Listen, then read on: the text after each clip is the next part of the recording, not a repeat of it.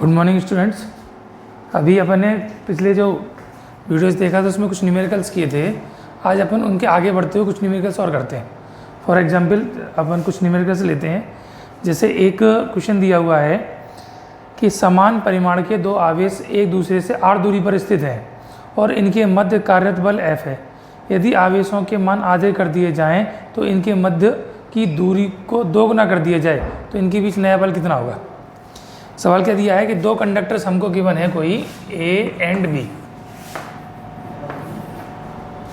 इनके चार्ज एक समान है, इक्वल हैं, दोनों के चार्ज अपन ने Q कंसीडर कर लिए और डिस्टेंस गिवन है R। ऐसी स्थिति में इनके बीच जो फोर्स है वो F लगता है। Two equal charge at place at a distance R, the force between them is F। उसके बाद क्या है, when B reduce the charge until half and the distance become double. अभी दूसरे केस में अगर हम इनके जो चार्जेस हैं वो तो कर दें, A का चार्ज कर दिया Q/2 और B का चार्ज भी कितना कर दिया Q/2 और जो डिस्टेंस है उसको ट्वाइस कर दिया है, 2R कर दिया है। तो न्यू फोर्स क्या होगा, पहले केस में F1 है तो F2 की वैल्यू पूछिए। F1 is equal to F और F2 कितनी वैल्यू होगी वो कैलकुलेट करनी है। पहले चार्ज इक्वल है तो Q एंड Q है, दोबारा चार्ज भी इक्वल कर दिए, हाफ हाफ कर दिए, डिस्टेंस क्या कर दी इसकी डबल कर दी। सॉल्यूशन देखेंगे क्या काम कर रहा है इसमें। तो फर्स्ट केस है F इज इक्वल टू क्या होता है K Q1 Q2 अपॉन में R square. F is equal to K Q square by R square, equation 1। और जो सेकेंड पोजिशन होगी तो इसमें क्या हो जाएगा, तो F2 is equal to K, charge कितने हो गए Q/2 इंटू Q/2 और डिस्टेंस हो गई 2R इसका स्क्वायर। तो F2 is equal to K Q square by 4 upon 4R square. F2 is equal to K Q square, 4 नीचे जाएगा तो 4 इंटू 4 16 हो जाएगा, 16R square. Equation 2, we have to calculate new force, नया बल अपने को ज्ञात करना है।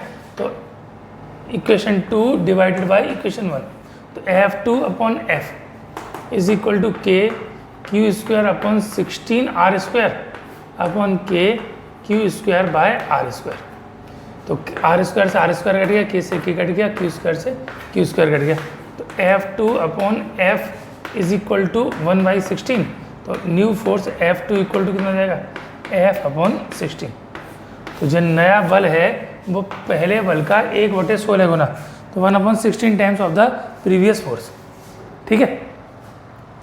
अब नेक्स्ट क्वेश्चन और देखते हैं अपन, 2-3 अब अलग टाइप के सवाल करते हैं।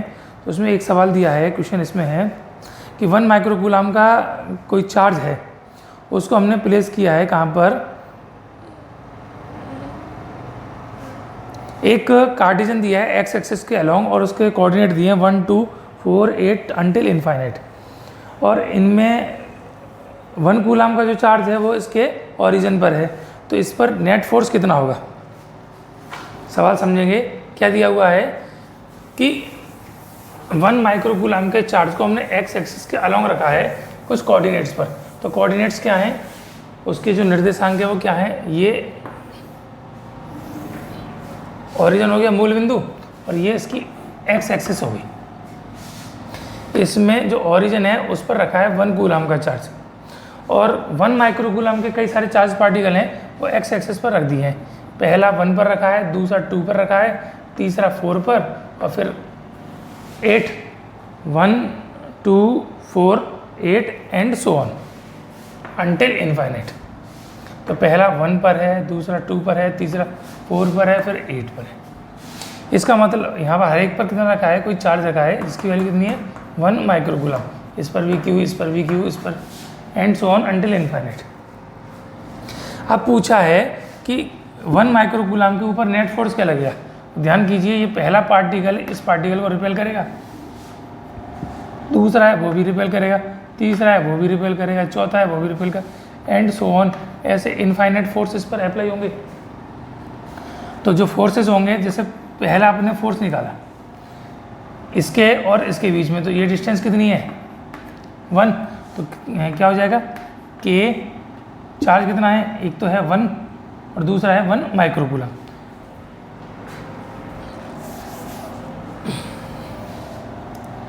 यहाँ पर जो आवेश रखा हुआ है वो 1 कूलाम का है, और इन बिंदुओं पर अलग अलग पर सभी पर एक बराबर आवेश रखा है जिनका 1 माइक्रो कूलाम है। मूल बिंदु O से लेकर पहला जो पॉइंट है उसकी डिस्टेंस 1 मीटर है, दूसरे की 2 मीटर है, तीसरे की 4 है, और एंड सो ऑन इनकी 8 मीटर। ये मीटर इनकी स्थितियाँ रखी हुई हैं, ये इनकी पोजीशन है। तो हर एक पार्टिकल इसके ऊपर कोई ना कोई फोर्स लगाएगा। तो हमने माना पहले ने लगाया फोर्स F1, दूसरा लगाएगा F2, तीसरा लगाएगा F3, चौथा लगाएगा F4 एंड सो ऑन, ऐसे फोर्स लगेंगे। तो पहला जो फोर्स लगाएगा F1, देखिए अभी अपन इनको कांस्टेंट रखेंगे। तो K इस पर हमने मान लिया Q1, इसको कैपिटल Q चार्ज मान लिया जो 1 कूलम का है, बाकी सारे Q है। तो Q इंटू Q ये तो कांस्टेंट रहेंगे, ये क्या हो जाएगा स्क्वायर ऑफ द 1। F2 करेंगे तो K Q इंटू Q, और दूसरी डिस्टेंस कितनी है 2, यहाँ से यहाँ तक की जो डिस्टेंस है वो 2 हो जाएगी, तो स्क्वायर ऑफ द 2। F3 की value K Q into Q, और यहाँ से लेकर यहाँ तक की जो डिस्टेंस है वो कितनी है 4, तो क्या हो जाएगा square of the 4। F4 equal to K Q into Q upon में अगला जो बिंदु है उसकी डिस्टेंस कितनी है 8, तो square of the 8 and so on. कहाँ तक होगा until infinite. F infinite equal to कितना हो जाएगा 0, 1 अपॉन इन्फाइनाइट स्क्वायर हो जाएगा, तो ये 0 हो जाएगा। अब इस केस में जैसे इन्फाइनाइट सीरीज की है और सारे के सारे एक ही डायरेक्शन में है, तो एक ही दिशा में जो परिणामी बल लगेगा वो कितना हो जाएगा F net equal to F1 vector plus F2 vector plus and so on plus Fn vector, और इन्फाइनाइट है तो इन्फाइनाइट सीरीज हो जाएगी। सारे के सारे एक ही दिशा में है, एक ही डायरेक्शन में, तो नेट फोर्स क्या हो जाएगा इनका जुड़ जाएगा, तो जुड़ जाएगा तो एक ही दिशा में, तो F net is equal to net force कितना हो जाएगा, तो F1 plus F2 plus F3 plus and so on plus Fn। अब ध्यान कीजिए सभी के मान जो हमने देखे हैं इसमें K कैपिटल Q और स्मॉल q कॉमन है, तो 1 upon 1 square plus 1 upon 2 square plus 1 upon 3 square plus and सो 3 नहीं है 4 square 1 upon 8 square and plus and so on. कहाँ तक हो जाएगा ये अनंत तक की वैल्यू हो जाएगी, इनफाइनाइट है तो ये अनंत तक के मान आ जाएंगे 8 square plus and so on, ये इनफाइनाइट तक है तो ये 0, यानी 1 अपॉन ऐसा करते हैं 1 अपॉन इनफाइनाइट स्क्वायर, तो 1 का स्क्वायर 2 का स्क्वायर 4 का स्क्वायर 8 का square and so on infinite का स्क्वायर। तो एक ये गुणोत्तर श्रेणी होगी जीपी, और जैसी जीपी होती है तो हमने पढ़ रखा है, मैथ्स वाले स्टूडेंट उनको ध्यान होगा, बायो वालों को थोड़ा सा ये याद करना पड़ेगा कि जब भी कोई इस प्रकार के गुणांक आते हैं तो ये जो श्रेणी होती है वो गुणोत्तर श्रेणी कहलाती है, और गुणोत्तर श्रेणी यानी जीपी। इसमें जो सम होता है, सम कितना हो जाता है a upon a plus R, जहाँ a है पहला पद और r है इसका सार्वंतर, तो अंतर कितने का आ रहा है, इन 2 गुना होता जा रहा है, 2 4 8 10, तो ये इसका जो अंतराल है वो 2 गुना होता है।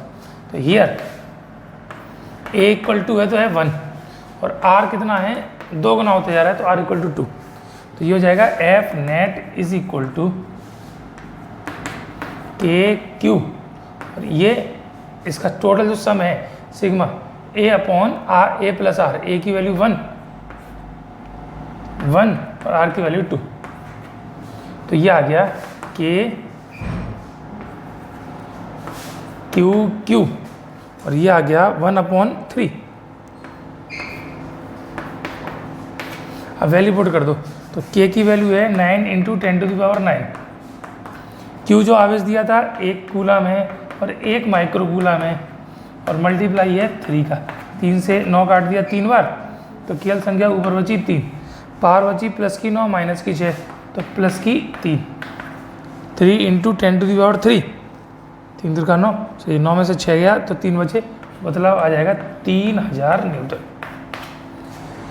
तो क्या क्वेश्चन था कि एक एक्स एक्सिस के अलोंग कई सारे पार्टिकल रखे हुए हैं, उनके कार्टेशियन दिए हैं, पहला जो उसकी पोजीशन है एक्स एक्सिस के अलोंग 1, दूसरी है 2, तीसरी है 4, फिर है 8, इसी तरीके से इनफाइनाइट तक है। तो ये क्या हो गया 1, 2 गुना कर दिया 2, 2 गुना कर दिया 4, 2 गुना कर दिया 8। तो ऐसी हमारे पास एक गुणोत्तर श्रेणी यानी जीपी आ जाती है। ऐसा हमको रिजल्ट आता है। उसमें हमको नेट फोर्स की गणना करनी है। तो पहला जो ओरिजिन पर चार्ज यानी मूल बिंदु पर जो आवेश रखा हुआ है उस पर सारे के सारे एक ही दिशा में बल लगाएंगे। सभी आवेश समान प्रकृति के यानी पॉजिटिव हैं, तो पॉजिटिव पॉजिटिव एक दूसरे को क्या करेंगे, रिपेल करेंगे, धक्का देंगे, एक ही डायरेक्शन में धक्का देंगे, इसलिए सारे के सारे फोर्स क्या हो जाएंगे, जुड़ जाएंगे। तो रिजल्ट आ जाएगा आपका इतना। ठीक है, चलिए नेक्स्ट क्वेश्चन अपन और करने वाले हैं। थोड़ा सा कल जो हमने सवाल किए थे तो ये यहाँ तक हम बल तक के बारे में गणना कर चुके हैं। तो बलों तक का मान हमने निकाल लिया फोर्सेस। अब अपन निकालते हैं इलेक्ट्रिक फील्ड। इलेक्ट्रिक फील्ड में तो इलेक्ट्रिक फील्ड के लिए हमने जो फॉर्मूले पढ़े थे तो E = F/Q0, ये तो था विद्युत क्षेत्रीय तीव्रता, इलेक्ट्रिक फील्ड इंटेंसिटी, और ड्यू टू पॉइंट चार्ज थी तो निकल के आया था हमारा KQ/R², बिंदु आवेश के कारण विद्युत क्षेत्रीय तीव्रता। और जब हम नेट निकालते हैं तो उनका सभी का वेक्टर सम हो जाता है, E1 vector plus E2 vector plus E3 vector plus and so on En vector. अब इसी कंसेप्ट का अपने को यूज करते, इन्हीं फॉर्मूले का यूज करते हुए अपन कुछ सवाल करने वाले हैं। तो जैसे पहला एक सवाल अपन एक एग्जाम्पल समझ लेते हैं कि 20 माइक्रो कूलम का एक चार्ज O पॉइंट पर प्लेस है, O बिंदु पर रखा हुआ है। इस चार्ज से कोई ना कोई डिस्टेंस अपन ने मान ली, सपोज 5 सेंटीमीटर डिस्टेंस पर एक पॉइंट P है। तो 20 माइक्रो कूलम का आवेश स्थित है निर्वात में किसी बिंदु O पर, उससे 5 सेंटीमीटर की दूरी पर एक बिंदु P स्थित है। यहाँ पर विद्युत क्षेत्र की तीव्रता कितनी होगी, उस विद्युत क्षेत्र की तीव्रता की हमको गणना करनी है। तो इसका मतलब है intensity of electric field at this point due to this point charge, बिंदु आवेश के कारण विद्युत क्षेत्र हो गया। तो हमारा ये सूत्र लग जाएगा। तो क्या हो जाएगा, E = KQ/R²। K की वैल्यू 9 × 10⁹, Q की वैल्यू 20 माइक्रो कूलम है तो माइनस का 6 अपन R की वैल्यू 5 सेंटीमीटर तो 5 × 10⁻², इसका स्क्वायर करेंगे। 9 × 20 तो ये होगा पावर बच की +3, नीचे हो जाएगा 25 और पावर हो जाएगी -4। इसको काट दिया 5 से तो ये 4 बार कट गया, ये 5 बार कट गया। 36/5, ये पावर +3 है, ऊपर जाएगी +4 तो प्लस की 7 हो जाएगी। इसका मतलब 36 को डिवाइड करेंगे 5 से, 5 7 तो 7.2 × 10⁻⁷ इलेक्ट्रिक फील्ड इंटेंसिटी है। तो मात्र क्या हो जाएगा इसका, न्यूटन पर कूलम। तो विद्युत क्षेत्र की तीव्रता हो गई कहाँ पर, 3 माइक्रो कूलम के आवेश पर, 20 माइक्रो कूलम आवेश के कारण उससे 5 सेंटीमीटर की दूरी पर। ठीक है, अब इसमें एक और दूसरे टाइप का सवाल करते हैं, दूसरे टाइप का न्यूमेरिकल करते हैं। 11th में आपने पढ़ रखा है किसके बारे में, गुरुत्वीय क्षेत्र की तीव्रता, इंटेंसिटी ऑफ ग्रेविटेशनल फील्ड, उसी कंसेप्ट पर है। सवाल अपन देखते हैं एक बार कि 2 चार्ज पार्टिकल अपन ने मान लिए, एक A पॉइंट पर है और एक B पॉइंट पर। एक का चार्ज दिया है 4 माइक्रो कूलम और एक हमने मान लिया 25 माइक्रो कूलम। दोनों के बीच की जो डिस्टेंस है वो डिस्टेंस अपन ने मान ली सपोज 10 सेंटीमीटर। तो 4 माइक्रो कूलम और 25 माइक्रो कूलम के दो आवेश सेम नेचर है तो पॉजिटिव चार्ज, दो धनात्मक आवेश परस्पर 10 सेंटीमीटर की दूरी पर स्थित है। तो एक चार्ज पार्टिकल दिया 4 माइक्रो कूलम का, दूसरा दिया 25 माइक्रो कूलम का, distance between them is 10 centimetre. तो we have to calculate the point where intensity of electric field of the system is 0। यानी इन दोनों आवेशों को मिलाने वाली रेखा पर एक ऐसा बिंदु हमको ज्ञात करना है जहाँ पर परिणामी विद्युत क्षेत्रीय तीव्रता 0 हो। तो इसमें एक बात अपने को ध्यान रखने की रहेगी कि यहाँ पर डिपेंडेंसी है वो किस पर है, इसके चार्ज के नेचर पर। तो ध्यान करना है, एक बार समझिए। यहाँ पर एक आवेश प्लस Q1 है, यहाँ पर प्लस Q2 है। ऐसे केस में intensity of electric field zero कहाँ पर होगी? तो जीरो हो सकती है इनको, जो ज्वाइनिंग लाइन है इस लाइन को, ये इनफाइनाइट से आ रही है, यहाँ से यहाँ तक तो ये ज्वाइनिंग लाइन तो इनफाइनाइट से आ रही है और इनफाइनाइट को जा रही है। तो ये पूरी की पूरी ज्वाइनिंग लाइन है, यहाँ पर कहीं पर भी इलेक्ट्रिक फील्ड इंटेंसिटी जीरो हो सकती है। तो हम 3 पॉइंट कंसिडर करते हैं, एक हमने ए मान लिया, एक बी मान लिया और एक सी मान लिया। ए बी सी क्या है? बी तो माना है इन दोनों की जो मिलाने वाली लाइन है उसके मिड में कहीं पर भी, ए एक साइड में और सी दूसरी साइड में। अब 3 पॉसिबिलिटी हैं, यानी या तो इस जो पूरा सिस्टम है उसके बीच में कहीं होगा इलेक्ट्रिक फील्ड जीरो, या एक साइड में इधर जीरो होगा या दूसरी साइड में जीरो होगा। तो हम किसी एक कंसीडर को इसको लेकर कंसीडर करेंगे। तो पहले हम ए के बारे में बात करते हैं। ये पहला पार्टिकल है पॉजिटिव, इसकी वजह से इलेक्ट्रिक फील्ड इंटेंसिटी हमने मान ली E1 है और इसकी वजह से इलेक्ट्रिक फील्ड इंटेंसिटी E2 है। पॉजिटिव क्या करता है? इलेक्ट्रिक फील्ड को जो निकालते हैं, यहाँ पर तो Q0 है तो इसको रिपेल करता है, यानी बाहर की ओर होगा। अगर नेगेटिव होता तो इसको अट्रैक्ट करेगा तो अंदर की ओर होगा। तो इंटेंसिटी ऑफ इलेक्ट्रिक फील्ड की direction due to positive charge always outwards और due to negative charge always inwards, यानी धनात्मक आवेश के कारण विद्युत क्षेत्र की तीव्रता सदैव बाहर की ओर और ऋणात्मक के कारण सदैव अंदर की ओर होती है। दोनों प्लस के हैं तो दोनों कारण बाहर की ओर होगी। इसके कारण अब इससे हम आउटसाइड जा रहे हैं, ए के जो ए पॉइंट है, ए से हमको इस साइड में लेना है तो आउटवर्ड्स ये होगा इस डायरेक्शन में। ऐसी ये जो दूसरा पार्टिकल है उसकी वजह से भी आउटवर्ड्स इसी साइड में होगा। तो पहले पार्टिकल की वजह से ये E1 हो गया और दूसरे की वजह से क्या हो गया? E2। बी पॉइंट पर निकालते हैं तो आप ध्यान देंगे जो Q1 चार्ज है उसके लिए ए इस साइड में था और बी इस साइड में, तो डायरेक्शन ऑफ इलेक्ट्रिक फील्ड इस डायरेक्शन में होगी, तो इस डायरेक्शन में होगी। तो किसकी डायरेक्शन होगी? E1। Q2 इधर है कि यानी Q2 के बी उस साइड में है, तो यानी राइट हैंड साइड में, तो वहाँ direction of electric field right hand direction की ओर होगी। तो यहाँ पर जो इलेक्ट्रिक फील्ड होगा वो E2 किसकी वजह से होगा?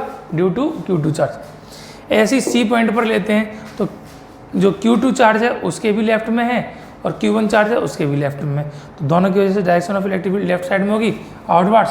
तो ये E1 हो गई और ये E2 हो गई। बात ध्यान में आ गई? अब ध्यान से देखेंगे यहाँ पर ए पर जो इलेक्ट्रिक फील्ड की डायरेक्शन है E1 और E2 दोनों सेम डायरेक्शन में है और सेम में है, इसलिए ये क्या होंगी? आपस में ऐड होंगी, जुड़ेंगी। तो जुड़ेंगी तो यहाँ पर जीरो पॉसिबल नहीं है। ऐसी सी पर देखते हैं, सी पे E1 और E2 सेम डायरेक्शन में, तो यहाँ पर जीरो की पॉसिबिलिटी नहीं है।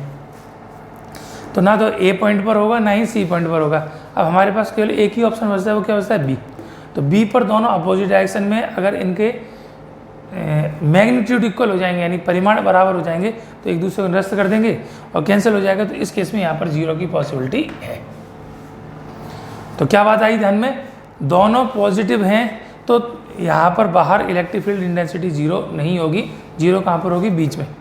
ऐसे ही अगर हम इन दोनों को नेगेटिव ले लेते, ये भी नेगेटिव है ये भी नेगेटिव है, तो इसके कारण direction of electric field inverts होती, इसके कारण भी इनवर्ट्स, यानी सेम डायरेक्शन में। सी पर लेते दो भी इनवर्ट्स सेम डायरेक्शन में, तो ये जीरो पॉसिबल नहीं था। जीरो पॉसिबल कहाँ था? बिल्कुल मिड में। लेकिन अगर एक पॉजिटिव और एक नेगेटिव है तो बीच में जीरो पॉसिबिलिटी नहीं है। क्यों नहीं है? कि इसके कारण वजह से तो बाहर की तरफ होता और इसकी तरफ से अंदर की तरफ होता, सेम डायरेक्शन में हो जाते तो यहाँ पर ऐड होते तो जीरो नहीं होते। तो जीरो या तो यहाँ पर होगा या जीरो यहाँ पर होगा। ये थोड़ा सा कंसेप्चुअल चीज़ है ध्यान रखने के लिए। तो क्या कंसेप्ट निकल के आया इसमें? अगर सेम नेचर के पार्टिकल हैं, अगर उनका नेचर सेम है या पॉजिटिव या नेगेटिव, तो इलेक्ट्रिक फील्ड इंटेंसिटी उसके मिड में कहीं जीरो होगी, और अपोजिट नेचर है तो फिर उसके ज्वाइनिंग लाइन पर बाहर की तरफ होगी। ये अपने को थोड़ा सा ध्यान रखना है। ऐसे ही इस क्वेश्चन में अपने को गिवन है, क्या गिवन है कि 4 माइक्रोकूलम और 25 माइक्रोकूलम के दो पार्टिकल हैं, एक दूसरे से 10 सेंटीमीटर की डिस्टेंस पर प्लेस हैं, दोनों सेम नेचर के हैं। We have to find intensity of electric field where intensity of electric field is zero. वो पॉइंट अपने को फाइंड करना है। तो हमने मान लिया ये O पॉइंट है। Let the distance of O from A is x। Total 10 centimetre है, तो रिमेनिंग कितनी बचेगी? तो ये हो जाएगी 10 - x। Q1 is equal to 4 microcoulomb मतलब 4 इंटू 10⁻⁻6 कूलम, और Q2 is equal to 25 micro coulomb, तो 25 into 10⁻⁻6 coulomb. R1 the distance of the point from Q1 charge, तो पहले आवेश से इस बिंदु तक की जो दूरी है वो R1 होगी, और दूसरे आवेश से यहाँ तक की जो डिस्टेंस है वो क्या हो जाएगी R2। तो R1 की वैल्यू तो हो जाएगी x, और R2 की वैल्यू कितनी है 10 - x, दोनों की होगी। तो given E is equal to 0। तो देखिए ये E1 है और ये क्या है E2 है। दोनों वेक्टर एक दूसरे के कैसे हैं, एक तो ये E1 वेक्टर है और एक यहाँ पर कितना है इसी पॉइंट पर ये E2 वेक्टर है। एंगल कितना हो गया 180। वेक्टर सम से हमने पढ़ के आए तो √a² + b² + 2ab cos theta होता है। तो ये कितना हो जाएगा E की value √E1² + E2² + 2E1 E2 और cos 180 is equal to 0। cos 180 की वैल्यू होती है -1, क्या हो जाएगा E1² + E2² और माइनस का 2E1 E2 equal to 0। a² + b² - 2ab, तो उसको हम क्या ले सकते हैं a - b का होल स्क्वायर, तो E1 - E2 का whole square is equal to 0। दोनों तरफ वर्गमूल ले लेंगे, स्क्वायर रूट लेने पर क्या हो जाएगा E1 - E2 is equal to 0। It means E1 is equal to E2। तो नेट E की वैल्यू 0 कब होगी, जब E1 और E2 की वैल्यू आपस में कैसे होंगी एक बराबर। अब अपने को वैल्यू पुट करनी है, तो E1 की वैल्यू हो जाएगी KQ1/R1² is equal to KQ2/R2²। Formula क्या होता है E = KQ/R²। तो पहला पार्टिकल है तो Q1 डिस्टेंस R1, दूसरा पार्टिकल है तो Q2 और डिस्टेंस R2। K से K कैंसिल आउट हो गया। Q1 की वैल्यू पुट करेंगे तो 4 इंटू 10⁻⁻6 अपॉन में x² इज इक्वल टू, दूसरा है 25 इंटू 10⁻⁻6 और डिस्टेंस कितनी है 10 - x का होल स्क्वायर। 10⁻⁻6 से 10⁻⁻6 कट गया, क्या बचा 4/x² इक्वल टू 25/10 - x का होल स्क्वायर। अब दो तरीके हैं इसको, या तो क्रॉस मल्टीप्लाई करके सॉल्व कर लें, नहीं तो एक और आसान तरीका है, इधर स्क्वायर है इधर स्क्वायर है तो दोनों तरफ स्क्वायर रूट ले लें। तो वर्गमूल लेने पर तो 4/x², तो 25/10 - x का होल स्क्वायर, तो 4 का 2 और ये x is equal to 5/10 - x। Cross multiply कर दिया तो 2 into 10 - x equal to 5x, 20 - 2x equal to 5x, या 20 equal to 7x। Now x equal to 20/7। Distance हमारी किस में थी सेंटीमीटर में, तो हमने कन्वर्ट नहीं किया इसलिए डिस्टेंस किस में आ जाएगी सेंटीमीटर में। इसका अर्थ ये हुआ कि जो A बिंदु पर आवेश है 4 माइक्रो कूलम, उससे 20/7 सेंटीमीटर की दूरी पर बिंदु वो स्थित होगा जहाँ पर परिणामी विद्युत क्षेत्र की तीव्रता 0 होगी। मीन क्या हुआ कि the point is placed at a distance 20/7 centimetre from 4 micro coulomb where the net electric field intensity of the system is 0। ठीक है, ये कंसेप्ट हुआ। अगर यहाँ पर एक निगेटिव होता तो जो डिस्टेंस आती वो कहीं बाहर आती, अगर हम इसी फॉर्मूले लगाते तो भी बाहर आती है। प्लस की आती तो इसका मतलब है कि हमने पॉइंट जो लिया है, जैसे हमने पॉइंट यहाँ पर लिया है, प्लस की आ रही है इसका मतलब हमने सही डायरेक्शन में लिया है, और माइनस आ रहा है तो इसका मतलब उसका अपोजिट डायरेक्शन होगा, यानी दूसरी डायरेक्शन होगा। ठीक, तो इस तरीके से हम इनकी इंटेंसिटी ऑफ इलेक्ट्रिक फील्ड को कैलकुलेट कर सकते हैं। ठीक है, चलिए एक अपन अभी और न्यूमेरिकल करेंगे इसके वेक्टर सम का, तो देखेंगे।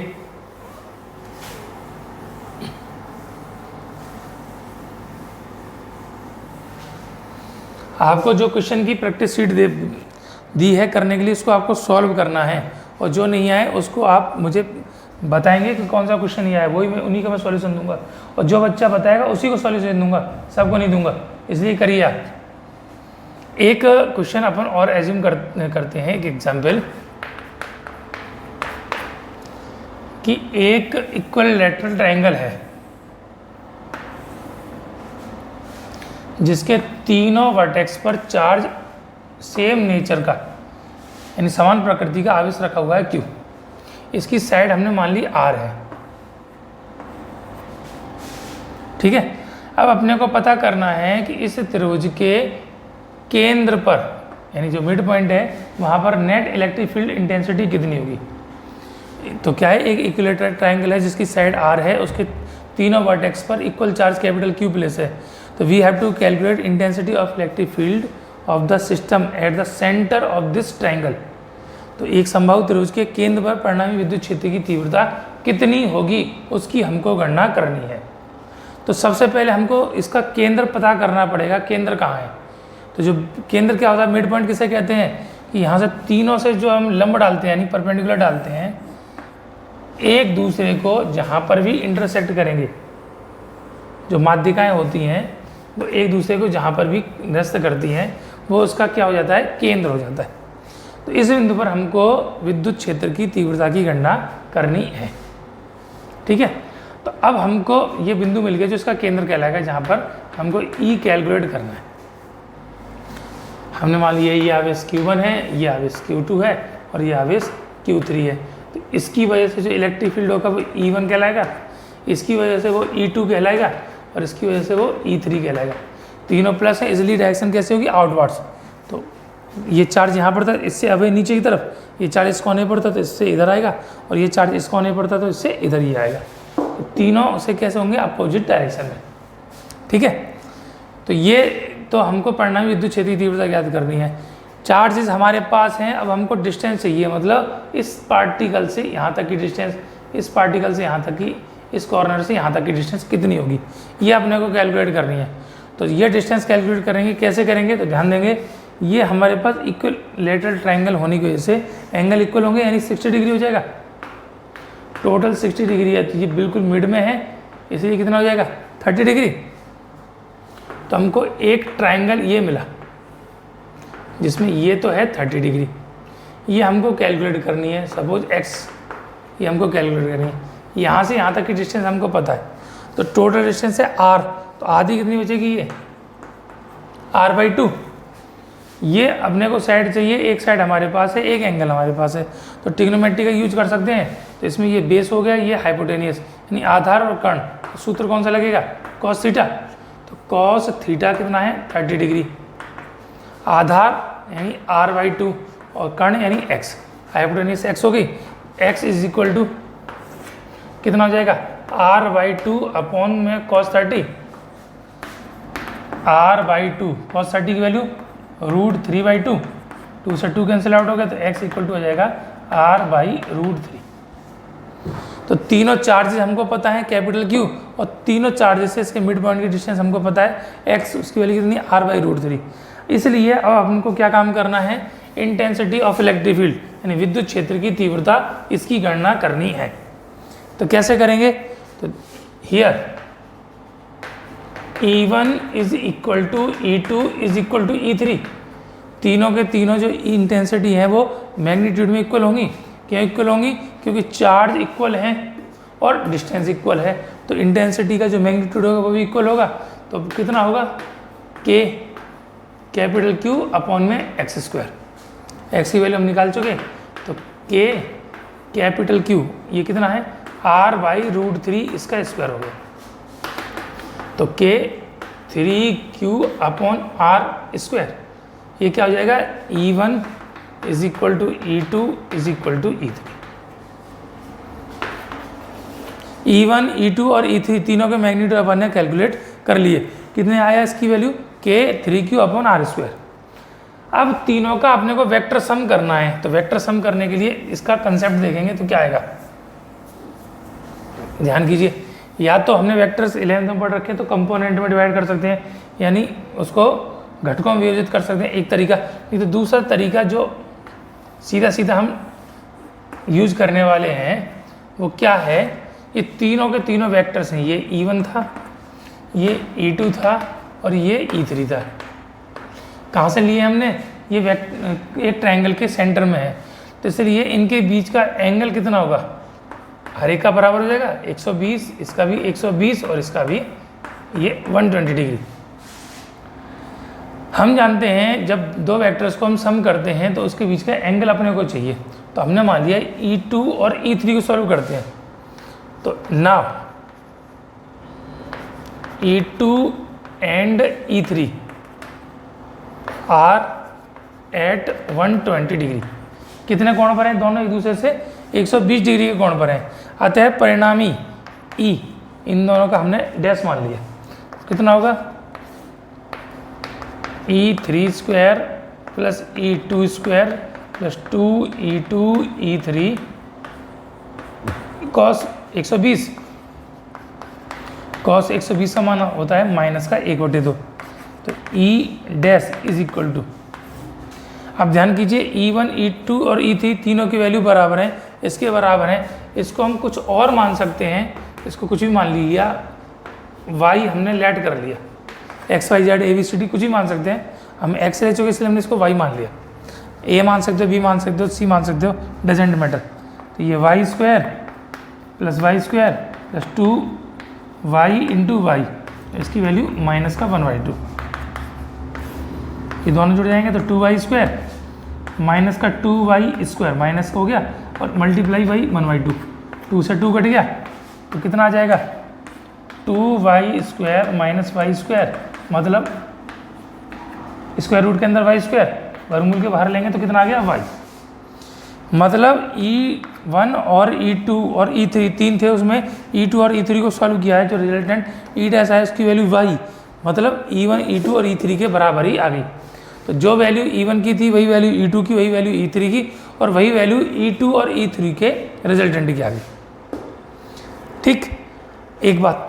दूसरी बात, ये परिणामी तो हमने निकाल लिया, इसकी दिशा क्या होगी, कोण कितना होगा, वो कोण और निकाल लेते हैं। ध्यान कीजिए, वेक्टर में हमने निकाला तो tan अल्फा इक्वल टू क्या था, b sin theta upon a plus b cos theta, तो E2 sin थीटा अपॉन में E1 plus E2 cos theta.